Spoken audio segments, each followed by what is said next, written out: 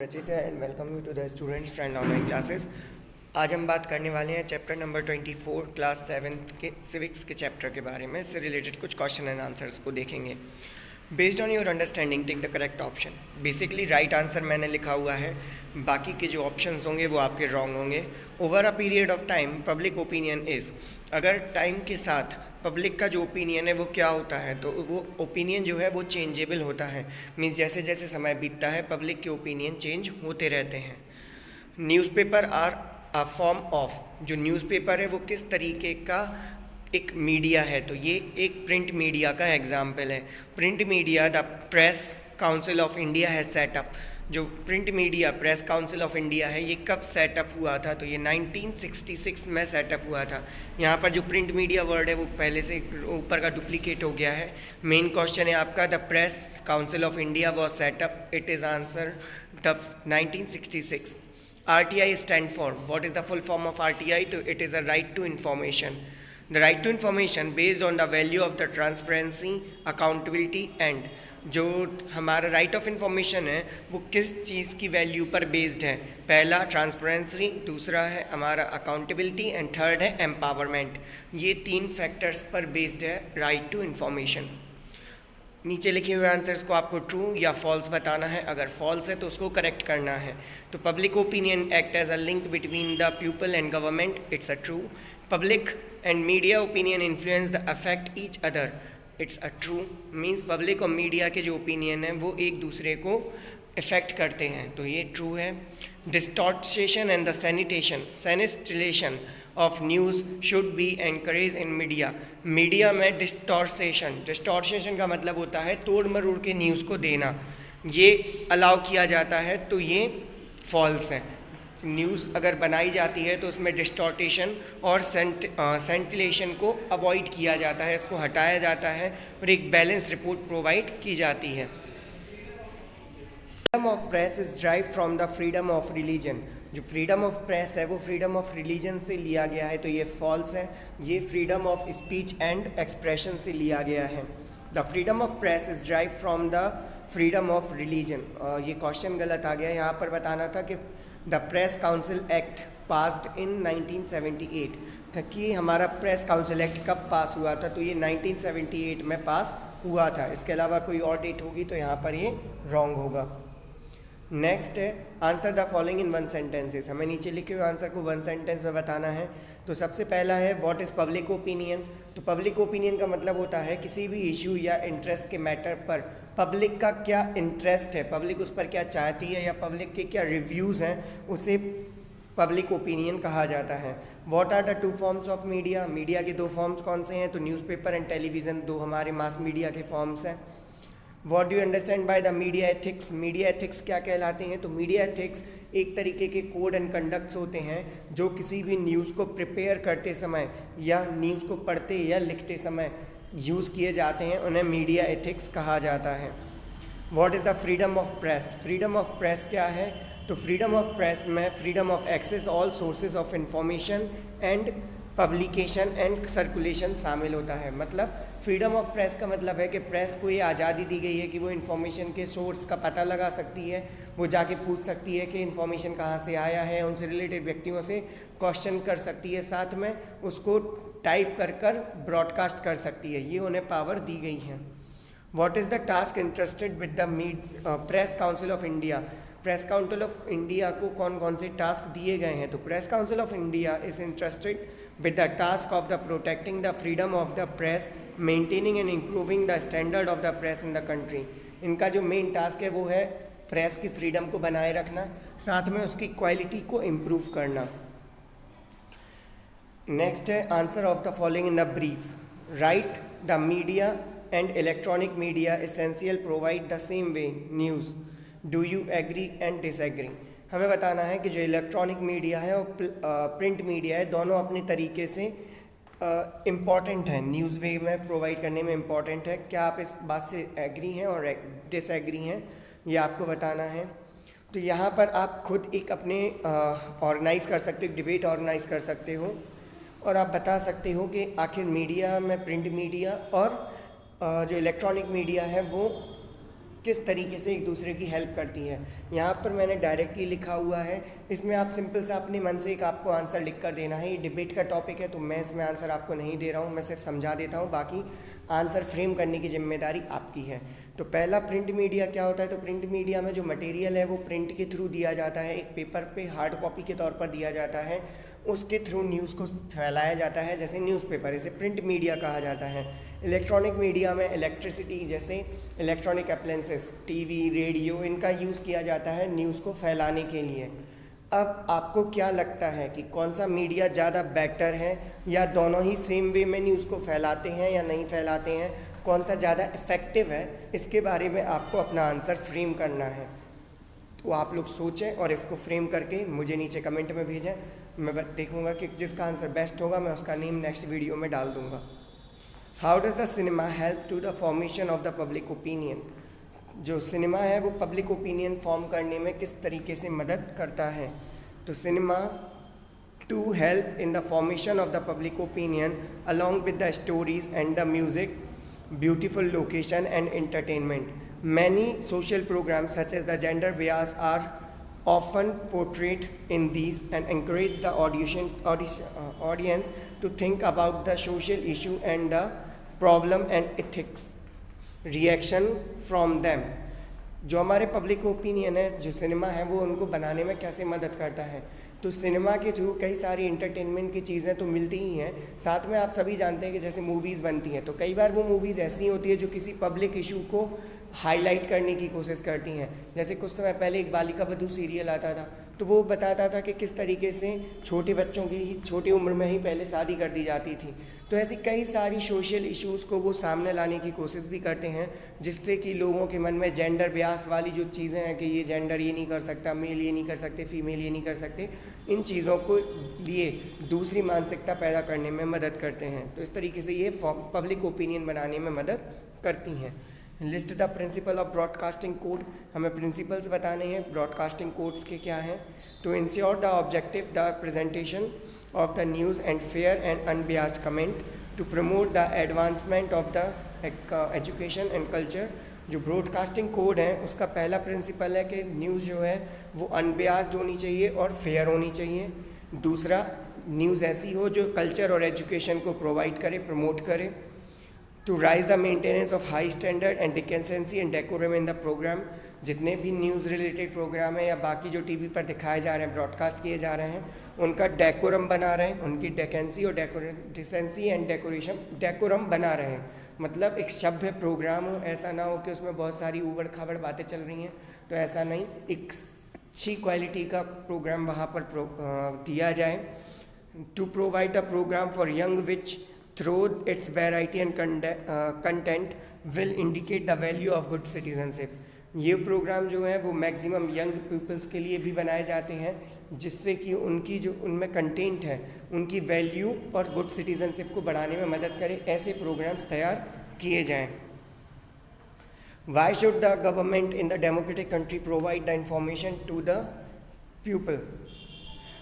जो democratic country है उसमें गवर्नमेंट लोगों को इन्फॉर्मेशन प्रोवाइड करने पर इतना ज़्यादा फोकस क्यों करती है, मतलब मीडिया वगैरह चलती है, उसको इतनी फ्रीडम दी गई है, तो गवर्नमेंट आखिर ऐसा क्यों करती है कि इन्फॉर्मेशन को लोगों तक पहुंचाती है। तो the government in the democracy should provide information to the people because access to the information through the media ensure that the representative of the people are answerable to the people। Information help information of people opinion which is linked between the people and the government।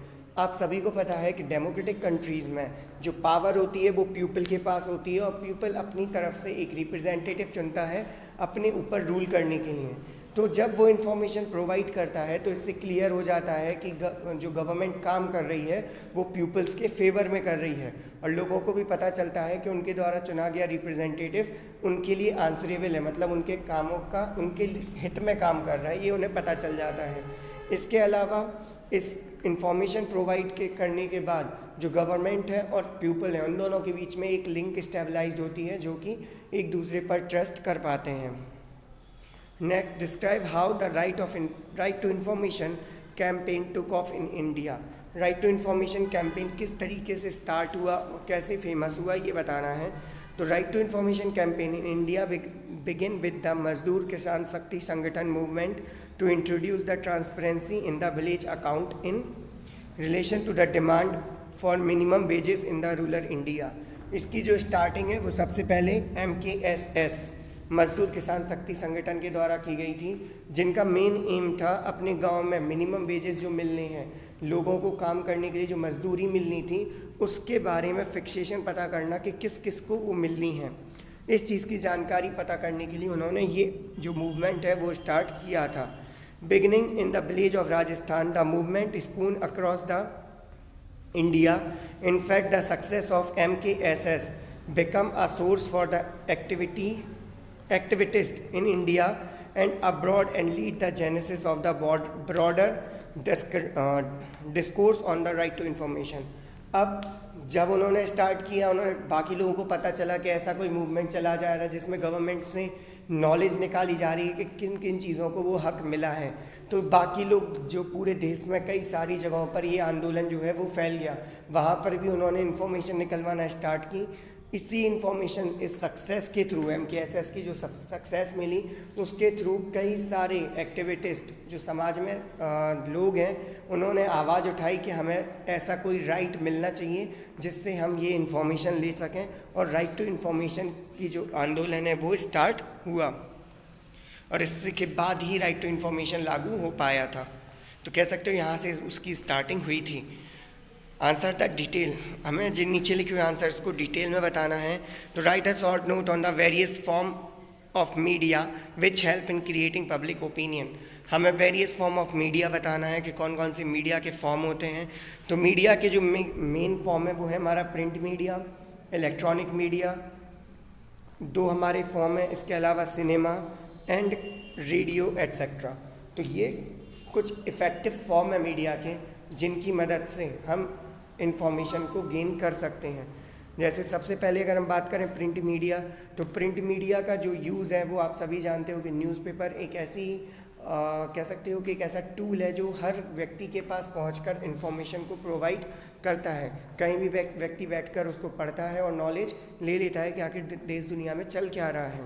तो यहाँ से कई सारे जो event हैं, कई सारी events हुए हैं, या कई सारे कह सकते हो कि बातें चल रही हैं, या गवर्नमेंट ने कई सारे जो नियम्स बनाए हैं उन सभी के ऊपर पीपल अपना माइंड बना सकते हैं कि आखिर नियम कैसा है और उसके लिए उन्हें क्या करना चाहिए।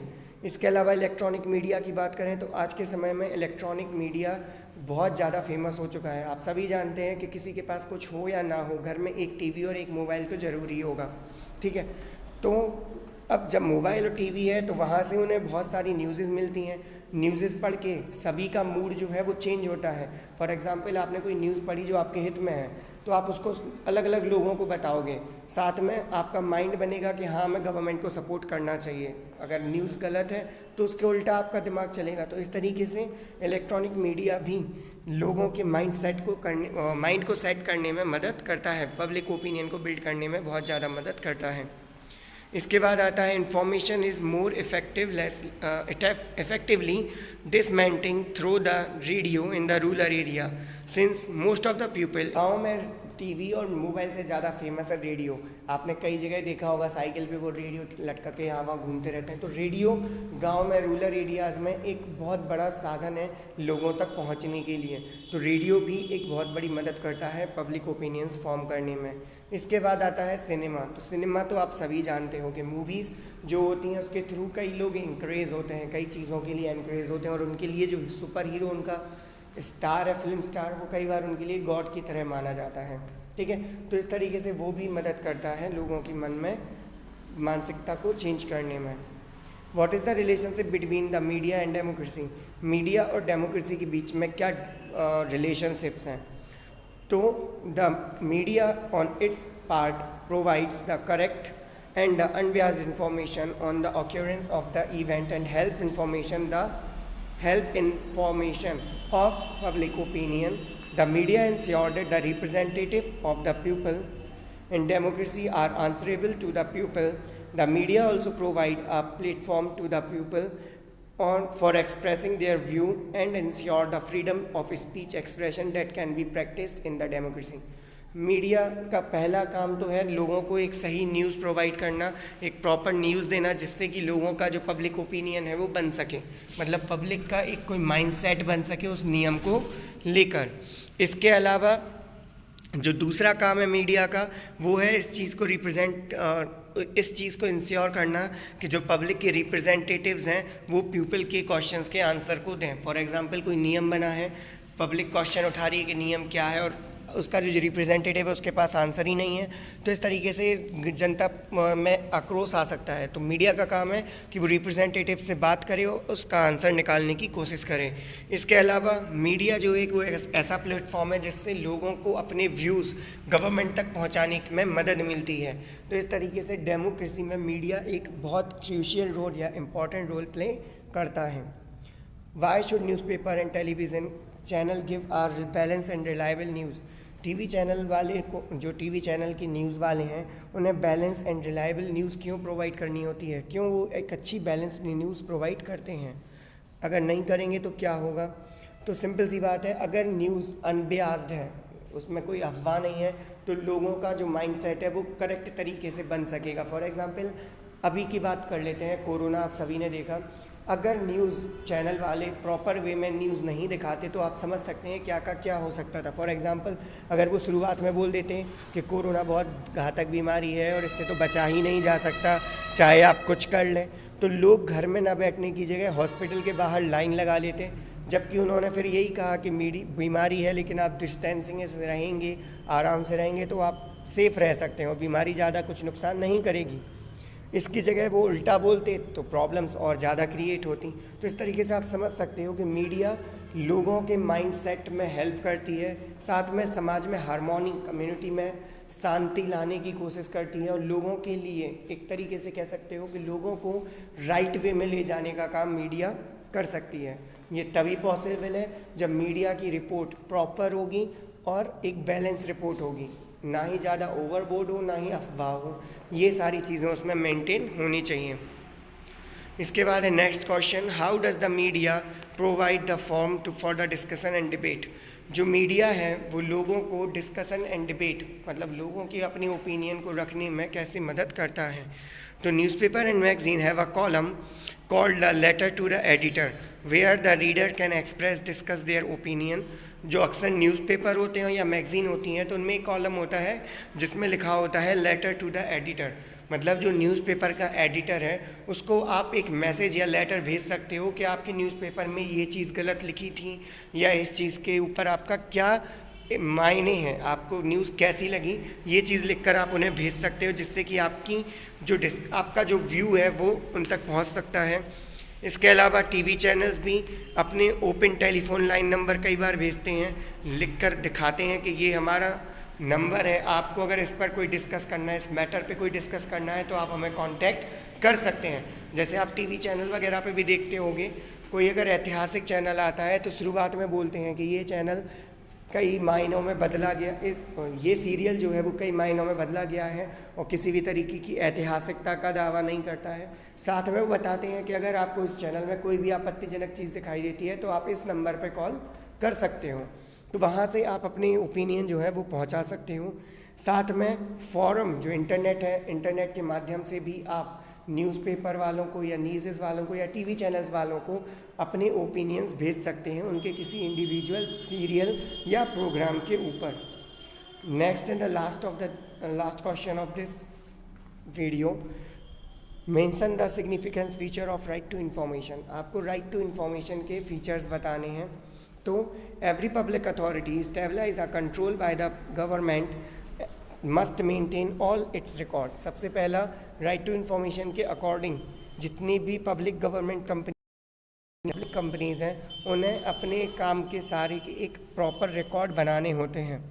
Every public authority must publish information about its organisation, functions, duties and important policies and decision.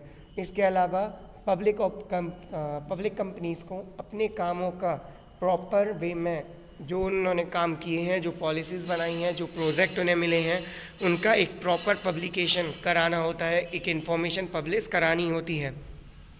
Every public authority must appoint the public information officer PIOs in all its unit and provide information to the people. इसके अलावा उन्हें PIOs appoint करने होते हैं जो कि public को information provide कर सकें। The act specifies that the citizen has the right to take photocopy of the document, inspect the document, to request any information. They can also acquire information, print out, tapes, photocopy and अलग medium. Means इस नियम के according लोगों को ये permission दी गई है कि वो रिकॉर्ड्स, जो पब्लिक रिकॉर्ड्स हैं, उनकी फ़ोटोकॉपी की मांग कर सकते हैं या अदर प्रिंटेड मटेरियल या इलेक्ट्रॉनिक मटेरियल के थ्रू वो इंफॉर्मेशन को गेन कर सकते हैं। बस इसके बदले में उन्हें उस मटेरियल की फ़ी पे करनी होती है। जैसे आपको प्रिंट आउट कराना है तो प्रिंटिंग चार्जेस वगैरह देने होते हैं। इसके अलावा आप कोई भी इंफॉर्मेशन प्रिंट आउट ले सकते हो। इसमें केवल वो इम्पॉर्टेंट इसके अलावा an information commission must be set up at the centre and in every state to receive the look into the complaint from the public. इसके अलावा इंफॉर्मेशन कमीशन हर स्टेट में के सेंटर्स पर इस्टेब्लिश करानी होती है, जिसका काम होता है पब्लिक की जो कंप्लेन है उसको मेंटेन करना। कि पब्लिक ने अगर कोई कंप्लेन डाली है तो उस कंप्लेन पर काम करना इनका वर्क होता है। ओके, तो इस तरीके से आप समझ सकते हो कि राइट टू इन्फॉर्मेशन आपको एक नॉलेज या किसी पब्लिक अथॉरिटी के द्वारा किए गए कामों की जानकारी लेने की परमिशन प्रोवाइड करता है। और ये पब्लिकेशन या अथॉरिटीज़ आपको प्रिंटेड मटेरियल प्रोवाइड करती हैं जिसके बेसिस पे आप कोर्ट क्लेम भी कर सकते हो। ऐसा नहीं कि सिर्फ उन्होंने बता दिया मुंह से कि ऐसा ऐसा है, नहीं, वो आपको रिटन वे में पूरी नॉलेज प्रोवाइड करेंगे। ओके, तो इस तरीके से हमारी वीडियो ऑफ होती है।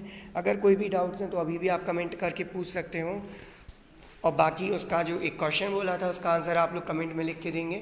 मैं रिव्यू करके आपको बताऊंगा कि किसका आंसर ज़्यादा बेटर था। ओके, मिलते हैं नेक्स्ट क्लास में। सी यू लेटर।